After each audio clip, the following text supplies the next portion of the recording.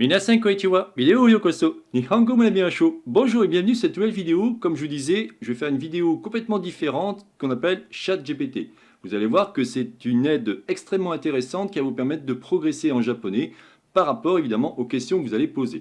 Pour cela, je vais vous montrer comment aller sur un site internet. Il suffira de vous inscrire, ça je ne vais pas vous montrer, c'est très simple. Mais quoi qu'il en soit, je vais vous montrer comment faire pour accéder à celui-ci.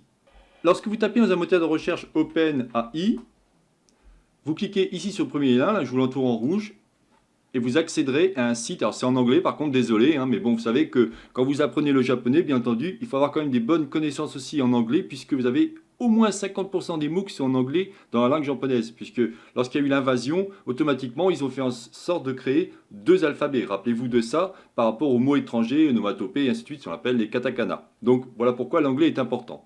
Quoi qu'il en soit, pour récupérer celui-ci, vous allez descendre, on est bien sur la page officielle, et vous avez ici ChatGPT. Comme il vous dit, c'est un élément un modèle qui va vous permettre de vous entraîner. Mais pour moi, c'est bien plus que ça. On peut vraiment faire de superbes choses avec. Il suffira de cliquer ici sur Try ChatGPT. Moi, dans mon cas, j'ai évidemment fait la connexion, j'ai déjà tout fait. Donc, j'ai rien à faire à ce niveau-là. Vous, il faudra vous enregistrer, il vous demandera différentes informations, comme n'importe quel enregistrement que vous faites sur Internet, bien entendu. Alors vous allez voir, ce qui est cool, c'est qu'à partir de là, on va pouvoir lui expliquer des choses. Par exemple, je vais marquer, je suis un étudiant, je suis un débutant, même pas un étudiant, je suis un débutant en japonais. Peux-tu me donner les 10 mots, allez on va dire les 20 mots, on va être gourmand, les plus utilisés en japonais. Alors il n'est pas parfait, mais franchement, j'ai trouvé hyper intéressant. Voilà, il vous dit de suite, bien sûr, voici les 20 mots les plus utilisés en japonais. Vous voyez, il vous dit konnichiwa, arigato, hai, hie. Vous avez sayonara, ohayo, konbawa, sumimasen, gomenasai. Vous voyez, c'est vraiment sympa. Itadakimasu. Vous avez gochishama deshita. Donc ça, c'est comme vous dites par rapport à manger. Dozo, bien entendu. Hajimemashite, ça c'est le côté enchanté de faire votre connaissance. Puis c'est bien, vous mettez à la fois les romanji, ce que je ne mets plus par rapport à ma chaîne YouTube, ainsi que vous avez l'explication en français. Et Sugoi, Dajobu, quand on dit comment ça va, Dajobu desu ka.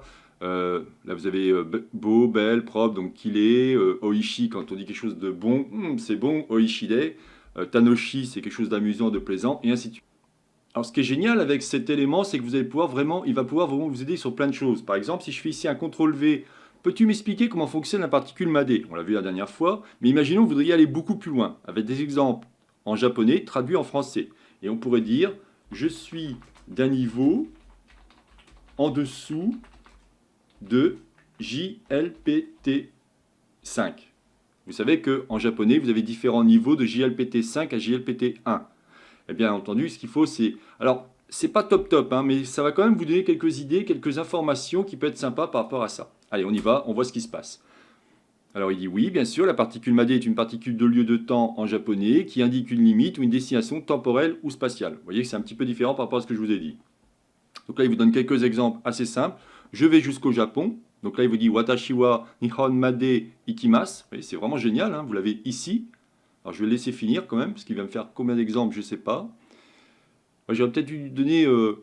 Alors vous savez, on va recommencer, peut-être... Non, ça va, il a fini. Je pensais qu'il allait trop loin. Parce qu'évidemment, plus vous allez être précis avec lui, plus il va vous donner des éléments assez intéressants. Alors vous avez certaines phrases qui sont un peu plus complexes. Là, vous voyez, c'est bien, c'est qu'il vous met les romanji. On a Ano lesun tora wa, Nanji made, Yate imaska. Donc il vous dit jusqu'à quelle heure ce restaurant est-il ouvert. Vous avez un autre ici où c'est marqué, vous voyez, Konohan wa ju peji made yomimashita. Donc on retrouve bien ici par exemple le kanji de lire. On retrouve bien la particule made comme j'ai pu vous expliquer. Vous avez ici Konohan wa ju penji. Vous voyez, on a ici du katakana. Mais c'est pas mal parce que ça va vous permettre d'avoir des éléments un peu plus intéressants. Alors par contre, j'ai remarqué que quand je lui demande quelque chose d'encore plus simple, avez-vous des exemples encore plus simples? Bien entendu, on écrit en français, mais vous pourriez écrire en allemand, en anglais, enfin à toutes les langues que vous voulez. Il n'y a aucun problème à ce niveau-là. Alors comme je vous disais, il est des fois très lent parce que qu'en fin de compte, cet élément-là, enfin cette interface ou cette intelligence artificielle est aux États-Unis et il privilégie pardon, les personnes habitant là-bas. Donc des fois, ça peut être un peu plus long ou alors carrément ne pas marcher. Dans ces cas-là, il faudrait passer par un logiciel qu'on appelle Opera, donc c'est un browser qu'on appelle Opera, et installer un VPN. Alors je sais, c'est un peu compliqué pour ceux qui ne connaissent pas l'informatique, mais je vous donne rapidement le contournement. Je ne vous montre pas comment faire, mais je vous montre qu'on peut faire ce genre de choses. Et vous voyez, par exemple, ici, on a « Je vais marcher jusqu'à là-bas ». On a bien ici « Asoko Made »,« Alukimas ». Vous voyez, c'est vraiment génial. On a des exemples assez simples qui vous permettent de bien comprendre. Alors évidemment, là, il ne vous remplace pas les kanji par des hiragana, comme je fais très souvent, mais c'est pas grave. Ça vous permet de vous entraîner. Et c'est vraiment sympa. Regardez, je voudrais par exemple, alors je vais reprendre la même phrase que tout à l'heure. Alors, peux-tu m'expliquer? Non, je vais revenir ici. Non, je vais prendre la même phrase que tout à l'heure, c'est-à-dire celle-ci. Hop. Moi, je le prends vraiment comme une aide, hein, et je pense même que je m'en servirai pour mes cours. Ça va me donner des exemples et ça va me permettre de... des fois, c'est pas évident, hein, on n'a pas tout le temps des exemples. Donc là, j'ai marqué « Je suis débutant en japonais ». Peux-tu me donner les 20 verbes? Oui, on va prendre les verbes les plus utilisés en japonais. Hop, c'est parti. Donc voilà, bien sûr, c'est une liste des 20 verbes les plus utilisés. Vous voyez, on a « sulu »,« alu », enfin, c'est vraiment génial parce qu'il va vous donner... les différents verbes, alors évidemment il y aura certains, ce sont des kanji que vous n'allez peut-être pas voir, mais pour l'instant ça va, sulu, alu, ilu, iku, kulu, iu, milu, agelu, koelu, sulu, tabelu, nomu, bon, tout ça normalement vous connaissez, kao, kiku, oshielu, wakalu, tsukau, tolu, sulu, asobu pour jouer évidemment, bon tout cela il me semble bien, si je dis pas de bêtises, que je crois que j'ai dû évoquer les 90 ou presque, je dirais, un truc, allez, on va dire 90% de tous les verbes que je vois ici.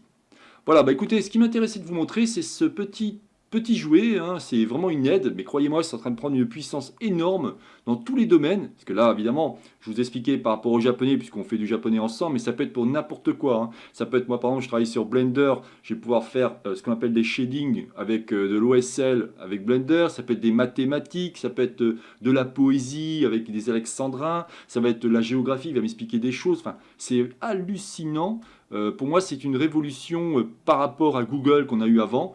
Ils sont en train d'exploser tout par rapport à ça. De toute façon, Google est en train de faire son propre moteur de recherche, qui s'appellera Bard. Bon, je vous en dis pas plus, mais je voulais vous montrer que cela existe. Ça peut être intéressant pour vous aider, puisque vous avez évidemment, quand vous faites du japonais ou autre langue, vous aimez des fois voir si vous avez fait des erreurs et ainsi de suite. Et moi, j'aime bien à chaque fois regarder ce que je fais, pour essayer de vous donner le moins d'erreurs possible. Mais comme j'ai personne derrière moi qui m'aide ou qui me corrige, bah, des fois, malheureusement, je suis désolé, mais je fais des erreurs. Quoi qu'il en soit, je voulais vous présenter ce petit robot, ou ce petit, moi j'appelle ça plutôt une intelligence artificielle, mais c'est pas ce qu'ils disent. Bon, quoi qu'il en soit, ça m'intéressait de vous montrer cela. Allez, je vous en dis pas plus, c'était donc la chaîne Japonais pour tous, réalisée par Jean-Michel. Si vous avez aimé cette vidéo, n'oubliez pas de liker ou tout simplement vous abonner à ma chaîne. La prochaine vidéo sera, donc on reviendra au normal, ce sera Made Kala, puisqu'on avait vu Made, enfin on avait vu pardon Kala, ensuite on a vu Made, cette fois-ci on verra Made Kala. Comme ça vous verrez qu'on a des exemples simples et des exemples avec les deux particules. Je vous souhaite une bonne journée et à la prochaine vidéo. Giamatane!